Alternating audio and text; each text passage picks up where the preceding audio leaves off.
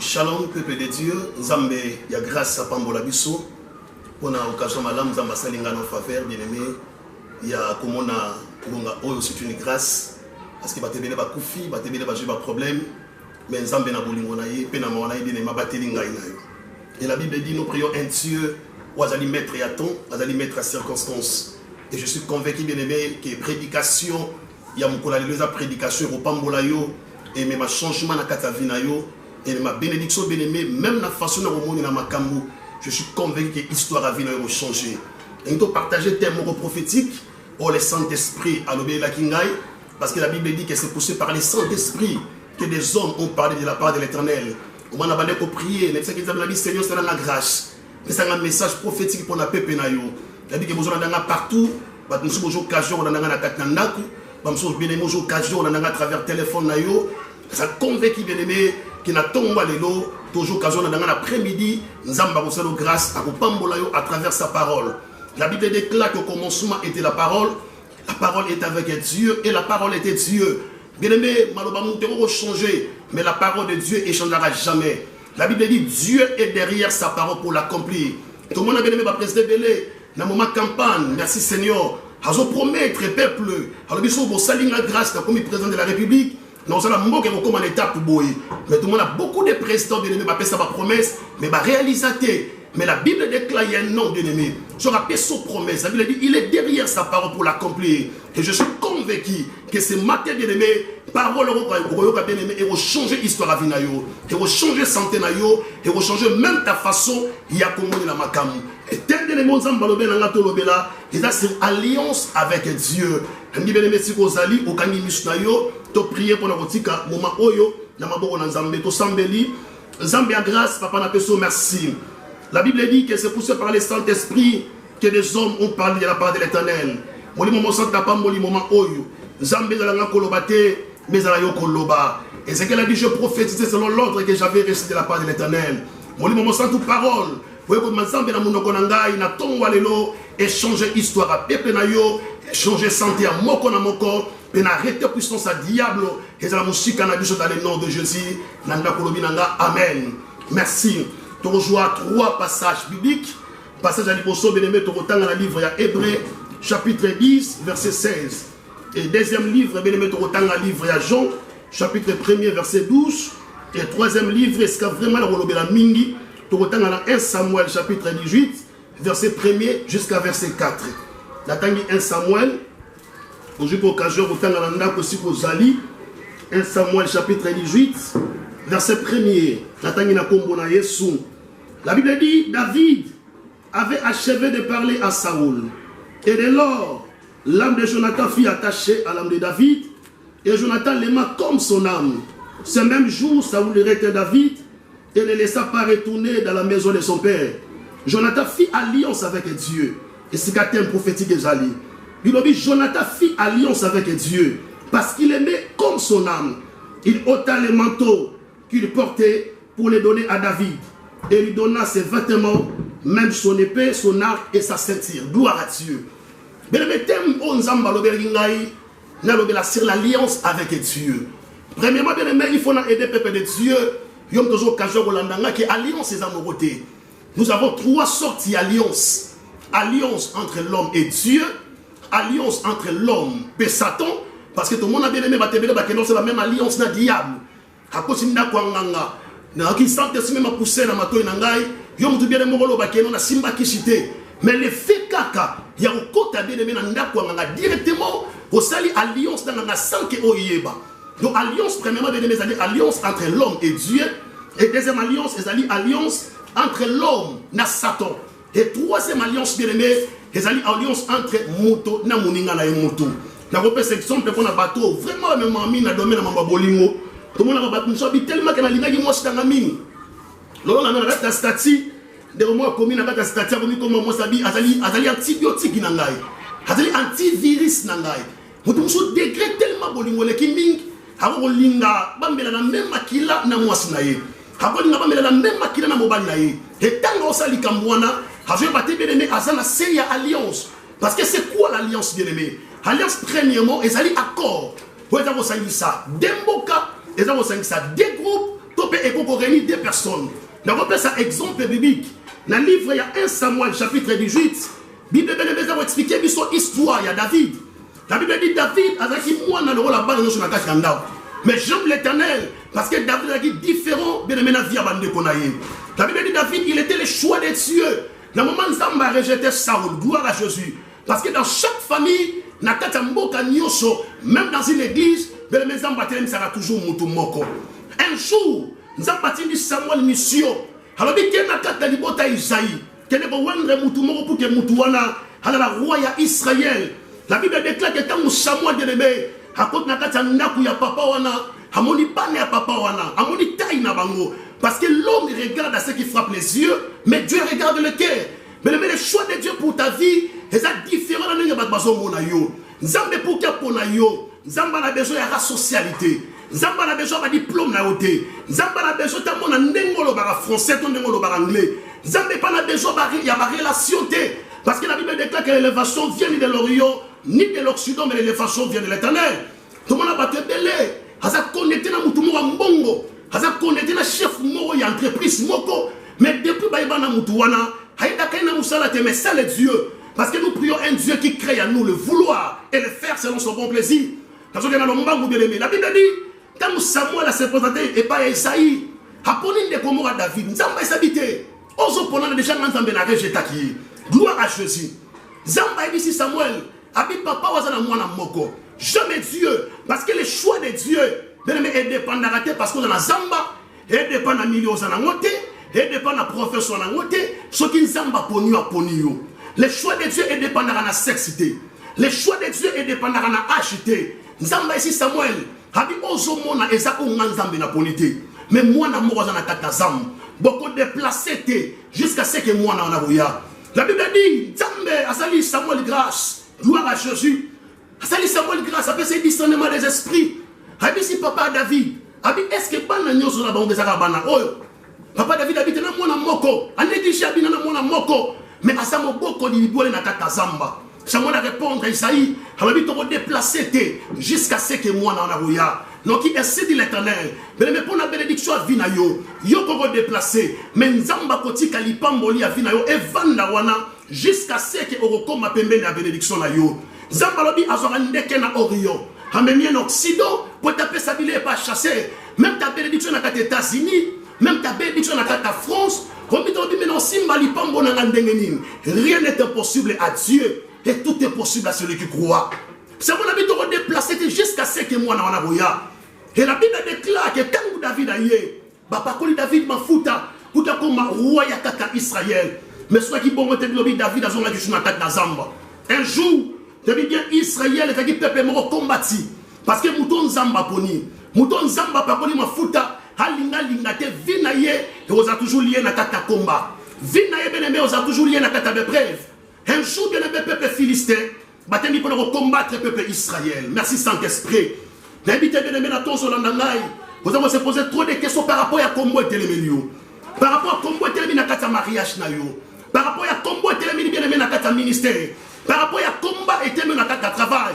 Bien aimé, il y a une bonne nouvelle. Il y aura un Dieu à votre élément, à votre son victoire. La Bible dit combien Salamaki entre Israël et le peuple philistin. Na kana peuple philistin, batem sa ki mwana boba na combo ya Goliath. Je ne sais pas bien aimé géant terminé na ta famille. Parce que géant esprit à célibat. Parce que bien aimé géant esprit à déception. Les amis géant esprit à limitation. Mais il y a une bonne nouvelle. Nous avons besoin de télémisayo. Le rôle à David ya libota na yo. Nous avons besoin de télémisayo. Le rôle à David même ya quartier sur Kozali. Nous avons besoin de télémisayo. Le rôle à David même na kata mboka Congo. Mais les choix à mboka Congo. Les choix on zamba pour la kio. Moutouma son dit ma parole. Au personne amen et sur Kozali. Que mon Dieu a pas mola yo. Mais les zamba télévision na kata famille. Zamba télévision bien na société sur Kozali. Zamba télévision bien na entreprise sur Kozali. La Bible dit na ka Israël. Moutateli magazala quitté. Goliath a télemi. Avant de lancer des défis, na kata Israël. Habina kana bino bobimisa mutu moko. Muto bobimisa soki a longingai. Israël est sur victoire. La Bible dit pendant 40 jours, naka Israël mutatele makité. Un jour David a monté la papa. Papa ne sabi bande rono banda bakele bituma ba rumeli. Kende rotiki la bango bilo rolia. Le jour où l'Éternel a revisité même matin, les jours où Nzamba va changer l'histoire à Vinayo, mais pour que Nzamba change l'histoire à Vinayo, et le but Nzamba est noto, et le but Nzamba est prophète. Dieu peut te visiter à travers la parole de Dieu. Et je suis convaincu, bien aimé, que cet après-midi ou ce matin, nos cas où j'ai parole bien aimé, et va changer l'histoire à Vinayo. David Nzamba Lobela qui était, qui les hommes la victoire, l'élévation à Kombonaye. La Bible dit que David a commis un camp. Et si Kabitou Mbezalaki, dans le Lombang, Nzamba Pesaki, Israël victoire dans la David. Obi Kabele Mesoro Longi, Bitou Manachot, on s'est rappelé, quand on a dit Banamikier, sur le Yamon a 4 cartes à Beta Rabatoni, Kolomoto Betaye, Nebiso même Mataba Nabaso poussé Bangobaye, Melote Baboyim Belayo. Niamar me commet à David. Tant David a Longi Goliath, comme moi David est Tom Wamaki, comme moi David est Metangamaki Nagata Israël. Alors, roi Zaki n'a pas ça, Ayamba David et Panaye. La Bible déclare que tant que roi Ayambi David et Panaye, roi Zaki n'a pas comme moi Jonathan. Je l'ai dit de la Bible. N'a pas le dans verset 2. La Bible dit, c'est même jour, Saoul retint David, jamais Dieu. Mais le moment où on a exposé la carte vie et qu'on pousse même à roi, on pousse au pembe na bango. Et on pousse même bateau ba lecture na mbongo. Mais bateau ba na ba relation nene. Mais ba benda au pembe na bango ba sachez so sana yango. Oh gloire à Dieu. Nous sommes pas mbola mutu moko za très intelligent. Nous pas mbola mutu moko nzamba salo grâce aux sage. Likabo nzamba teka na yo et ko koto na kati ya cour des grands. La Bible dit Saoul a béni David. Abi David tika no mota muke panangai. Oh na moment béni David, motema ya mwana e Jonathan, Bible dit esepela ki na motema ya David. Jonathan a proposé David habite sur l'alliance na yo. C'est ça l'alliance, les accords entre deux personnes. L'autre bon a bien va faire battre Beleza et ça combattu. Va faire battre Beleza mais ça lié pourquoi? C'est parce que c'est là qu'il y a alliance dans tout monde Yamabe. C'est parce que des demandes numéro c'est l'engagement. Animé comme ça le parcours est ensemble. N'a tout monde qui porte la malédiction à vie d'ailleurs. Mais bien ce matin il y a une bonne nouvelle. Nous avons besoin de la alliance Yamabe et nous avons besoin de l'alliance Yassika. La Bible dit Jonathan ici David. La Bible dit l'alliance nayo. Et la Bible déclare que Jonathan l'ongo dit manteau naye. Alors il est lamba naye. Après si David. Et le s'appelle ici ma belle mère. Bible ça pour la télévision histoire il y a des personnes. Parce que ma famille est différente. Bon, on va aller dans la race sociale. Isaac est Canada. David étant que berger. Mais Jonathan étant que prince. Mais ne jamais Dieu. Nous avons qui peut introduire yo. Même la place au Canada quitté. Nous avons pas sur valet. Même la place au bataille niveau na yo. Bah nous mérité. Bah dit à mérité comme la place oyo. Le Dieu qui a l'investeur. Mais laisse que ce Dieu là a tombé le sucre jali. Gloire à Jésus. Après la limite c'est l'alliance ta yo. Prince, c'est l'alliance. La berger, c'est pratiquement impossible. Qu'est-ce que dit la Bible? Que rien n'est impossible à Dieu et tout est possible à celui qui croit. Mais maintenant, nous avons la première des choses, nous avons c'est l'alliance Tanzambé. Quand nous avons Moïse, j'ai vu la souffrance de mon peuple qui est en Égypte et j'ai entendu les écrits. Je suis descendu maintenant pour les délivrer. Moïse a dit, mais Seigneur, n'est que le peuple Israël que nous avons dit, mais Nzamba répondre à Moïse, je serai avec toi. C'est ça l'alliance. Nzamba dit, mais Abraham,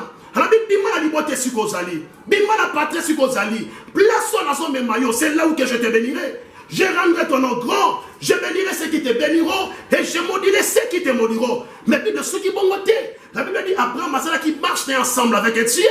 Nzamba pas la roi David, avec Dieu nous ferons des exploits. Mais les messieurs ont expérimenté puissance en Nzamba dans ta vie. Mais les puissances en Nzamba alliées dans la alliance. La force d'un homme de Dieu, la force d'un chrétien, c'est parce qu'on est capable de prier. La force d'un homme de Dieu, c'est parce qu'on a la connaissance de la parole. Mais la force d'un homme de Dieu est alliée dans la alliance. Chaque serviteur de Dieu en alliance soit ça dans Nzamba. Chaque chrétien, chaque enfant de Dieu, en alliance soit ça dans Nzamba. Et on a besoin qu'on sait qu'on copie via Moutouté. Comme baby ça finit parce que mon mouni n'a pas de chacun en alliance dans Nzamba. Gloire à Dieu. Alors par la grâce de Dieu, on va expliquer comment maintenant on va l'alliance dans Nzamba.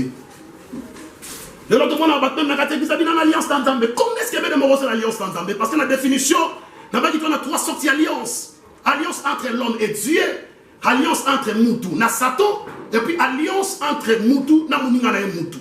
L'alliance dans Mouningana et Moutou, c'est différent Nandenge mutakosa la alliance dans Zambé. Bien aimé, moi liboso kosa l'alliance dans Zambé, c'est le fait de quoi accepter Jésus-Christ dans ta vie, le quoi la Seigneur est sauveur.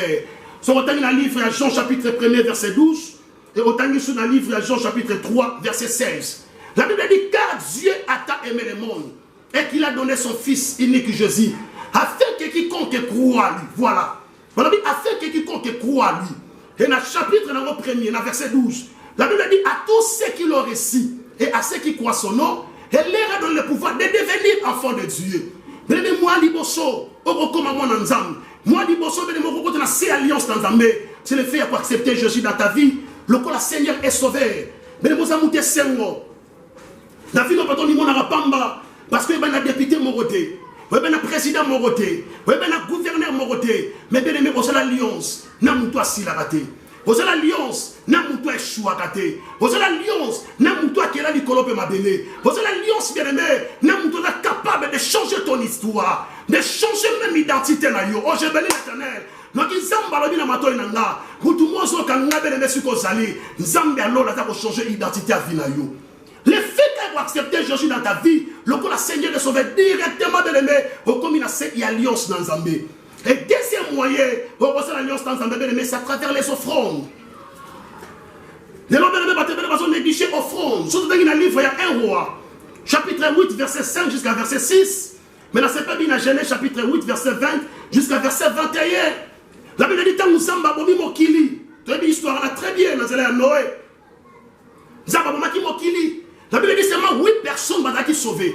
Alors, quand Noah comprend que qui sauvé dans le niveau de la Bible dit Noah soit qui sacrifice. Soit qui offrande. Parce que bien aimé, pas qu'on s'aote. Ton offrande, quand tu donnes l'offrande, n'est pas une ensemble. Offrande est comme le monaliwa. Offrande est comme ma guérison. Offrande est comme personne moussala. Mais offrande est comme quand tu veux une alliance dans Zambé. Parce que dans la Bible, tu as plusieurs sortes d'offrandes. Comme tu as compris ça, et pas une ensemble. Des mes alliés. Action de grâce et ali, mais un offrande où tu as offrande, il y a alliance. Mais tant où nous avons sali offrande, sali sacrifice pas une nzambé. Nous avons qui au derrière malam, jamais Dieu, mais parce que nous avons battu la offrande aux autres mais nous avons battu aussi dimension il y a au derrière, offrande nous avons ça kobimisa, na sa présence en nzambé. Tant nous avons qui au derrière malam, la Bible dit nous avons décidé, nous avons sali alliance dans mokili. Alors à cause de offrande au pesingai. À cause de cela, malamo na yoki, na kobomara jamais moki na zele amai. Oh ma sœur, mon frère, on a dit tout ma vie na yo sambeli. On nous dit ça mais na ba dimension nyoso. On mata bangomba. On sera ba sacrifice ndenge na ndenge. Vie ne doit changer te. Mais ça encourage bien aimé. Yom to so kaso holandanga. Luka offrande ya malam. Sambela pona yango. Le ba Seigneur na sali alliance na yo à travers kobota na ngai. Aucun moi bien aimé so atabana na yo. Bavandi place mo ba sorcier bazali mais qui ne doit aussi m'abangoter parce que tant que ba sorcier ba hotel maka au fond au côté ba na kata alliance dans Zambé et ko ganga pe na misu dans Zambé mais c'est l'offrande de alliance joie li ba no be sacrifier moi pas dans Zambé ne to mona ana salaki ana sacrifier à Samuel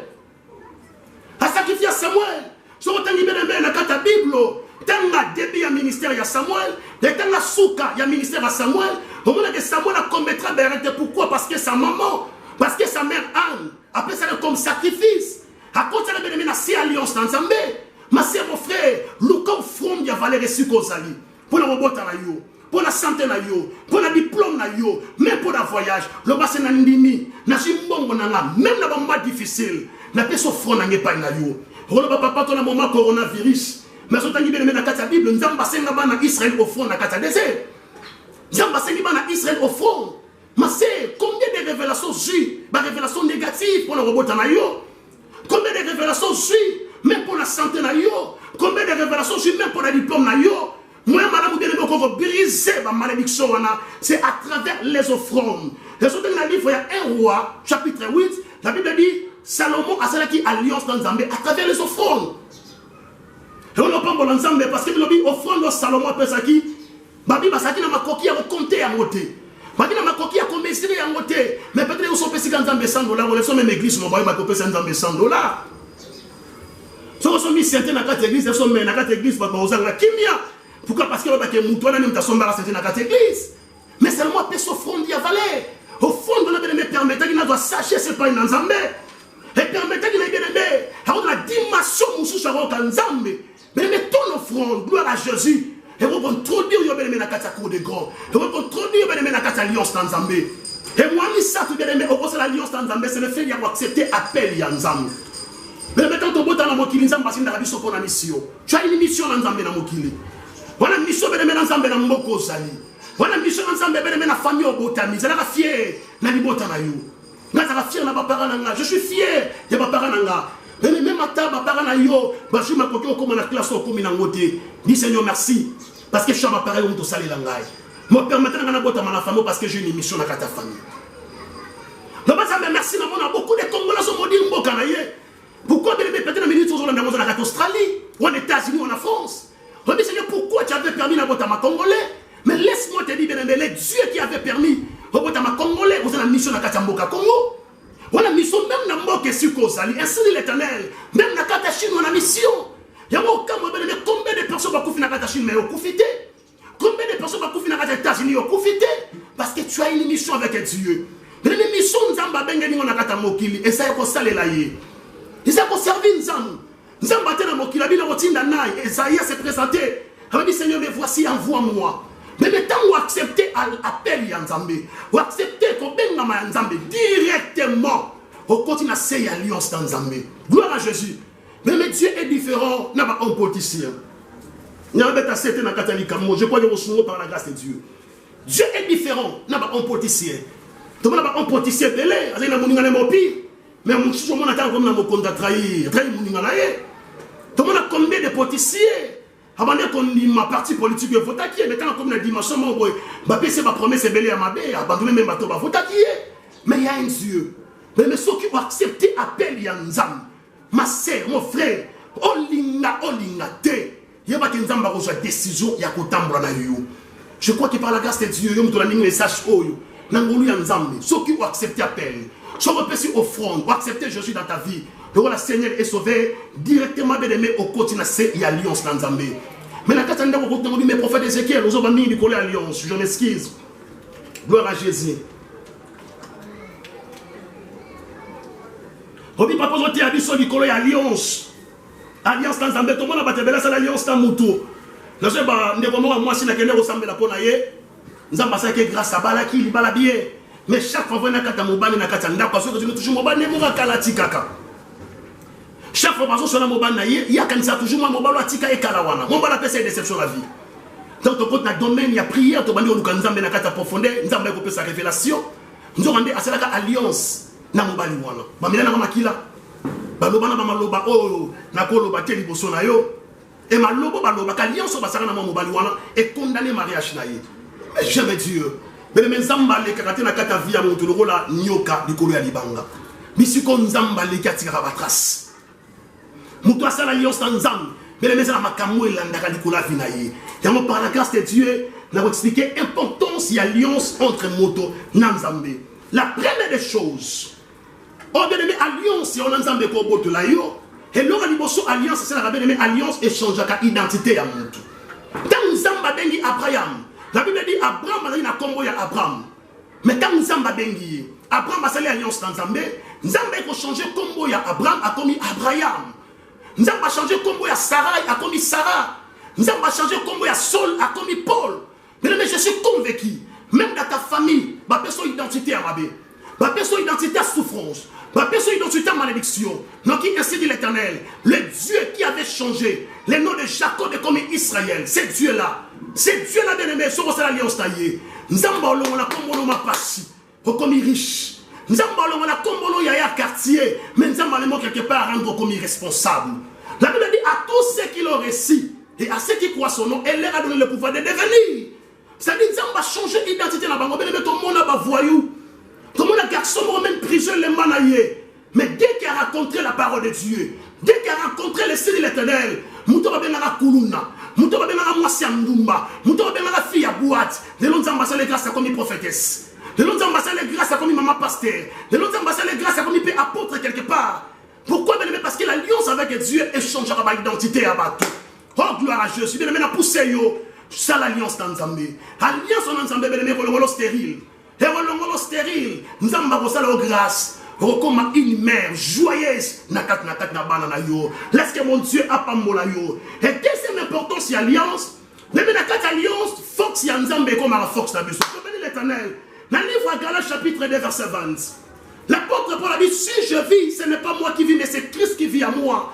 C'est-à-dire la force de Jésus est vendue à yo. Il y a un cas où on a dit tout le monde n'a pas bundi sarayo, l'église va bundi sarayo, la musala va bundi sarayo. En réalité, parce que il y a un Dieu. Il y a un Dieu, mais on défendra pour tout le monde. Je regarde le livre 1 Samuel chapitre 18. La Bible dit, tant où Jonathan a sali alliance de David, Jonathan soit menton naïe, a soit baki naïe, apprécie David. C'est le même aussi avec Dieu. Quand tu fais l'alliance avec Dieu, quand on dit, ou accepter Jésus dans ta vie, le rôle de Seigneur et Sauveur, nous avons aussi pouvoir naïe, aussi autorité naïe, à côté de notre naïe.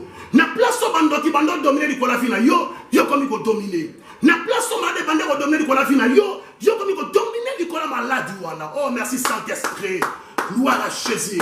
Ani bele mo beta maboko sukozali atelo ki mo peuple asika nzamba bani déjà osana kata vina yo yana mutu moko gloire à Dieu osana na nzamba do changer histoire à vina yo nzamba changer identité à vina yo nzamba zo peso makasi asika le papa na maman zola nangai le prophète Ézéchiel to bota la famille malédiction sali mais laisse-moi te dire de ce matin c'est Dieu la rosa lo grâce nzamba peso makasi asika maintenant on retambola na ye est-ce que zo pesinga men habillé la force de Dieu, mais elle comme ma force na yo. Même la force qui nga boxernin, totachernin, à comme na lion avec un lion. Mais Samson l'a fait. Samson salango. Arrêtez ma casse à Samson, ma casse à Samson. Mais qui ma casse ya nzambe nzamba taki katnaye. Parce que na quatre alliance, force ya o et comme la force ya o. Faiblesse ya o et comme la faiblesse ya o. On n'a pas cette simplement facile pour de la façon comprendre là. Et nos ambassadeurs grâce peut-être au bali mobala taniming, au bali mosa taniming, peut-être tanimingité. Mais on se demande que moi, je suis couvrir ma faiblesse. Une bonne femme a corrigé même mon bali na miso abatouté. Mon bali pia malam a corrigé même moi c'est na miso abatouté. Pourquoi? C'est parce que dans l'alliance na mutouana. Oh gloire à Dieu. Quand la personne a ce exemple moussous. Tout le monde même na libal là. Bon je ne sais pas par rapport il y a baloi ba mort na moussous mais na mort na biso. Ma personne autorisation moi ça va changer comme mon bal. Donc on va comme mon balité. Donc on a que alliance et libal là et le monde dit mouton qui peut-être calongi. Nous avons changé comme Kapinga. C'est le même aussi avec Dieu. Nous avons place sur des mots qui vont dominer la vie, mais l'alliance avec Dieu, parce que l'alliance avec Dieu, nous avons son pouvoir Yassika. Nous avons son makasi Yassika. Makasi nous avons comme partage. L'apôtre Paul a dit si je vis, ce n'est pas moi qui vis, mais c'est Christ qui vit à moi. Combien de serviteurs, des mots qui vivent à vie à Moutou, nous avons l'église, nous avons chef coutumier. Nous avons une histoire vraie. Mais la début ministère, on a bien alliance de l'aimer, elles ont dépendre de l'expérience au Moutassé dans mon ensemble. Alliance, elles ont dépendre de la dimension, il y a connaissance, il y a parole dans mon ensemble. Mais l'alliance bien aimée, il y a mon essai comme ma casse à vie dans les alliés. On est habillé, on est mamabé, on prie malam, on prie malamouté. Mais tant que vous avez une alliance dans Zambé, on a dit tout le monde sur le mais Zambé, on est dans la place. On a une église dans le banc, chef routinier, un jour dans l'église. Chef Koutima benga moi na ngamo na kati église là comme berger abengi moi na ngabi ça passer na bino à l'église na kati lupango na nga ah moi na tuna bimé tout mon église de ton garantie habité parce que ma prière au papa na to sala et soko ça benga bien ngai mais avant tout côté na kati lupango wana il y avait beaucoup des églises au bali na kati sika wana mais l'église maintenant c'est la 6 mois terminé c'est la 2 ans l'église on peut pas benga na so benga pourquoi c'est parce que dans une alliance dans Zambé maman no kinzamba ibi simon to na ngai. Ils ont un problème de fidélité. Moi, si moi déjà dit que trouble le mariage, je suis en train de prophétiser. Moi, si je trouble déjà le mariage, à cause de trouble le bénéfice de Liban, il faut être simbité. Il faut être belle symbioté. Il faut même une stratégie de symbité. Mais il encourage ça l'alliance dans Zambie. L'alliance avec Dieu est pour permettre à Yo, na kata Liban de dominer. Gloire à Jésus. Merci Seigneur. Au Ghana, M. Sikozali, il a béni par la grâce de Dieu parce que nous avons la délivrance, nous avons la guérison, nous avons même grâce prophétique. Ils ont tant de la belle et Sikozala Nangai, gloire à Dieu. Parce que nous avons Saint-Esprit, nous avons un témoignage. Nous avons même ma tête de la révélation qui étouffe Katnayo. À travers prière, on a mis ça pour Nayo, nous avons restauré les Kabonayo. Aucun cas, M. Sikozali n'a prié pour Nayo. Le Père éternel n'a pas molli mon Zambé Nayo. Parce que na tongwa lelo, naza convaincu que parole, au peuple no ba yoki, échanger histoire à vie na bango. Parole, au peuple no ba yoki, échanger ba identité na bango. Na kombo na Yesu Masiya, nzambe na kati alliance, force ya nzambe, et comme la force na biso. Je prie mon Dieu, et si ka bano bazali, pesa bango autorité à sika, pesa bango bon nzambe à sika, na place au bando qui bande ko dominer di kola na bango, bango ba koma ko dominer na kate sika wana. Jala béni dans le nom de Jésus de l'obé. Amen. Merci beaucoup. Nzambe nangai apambola bino. Merci.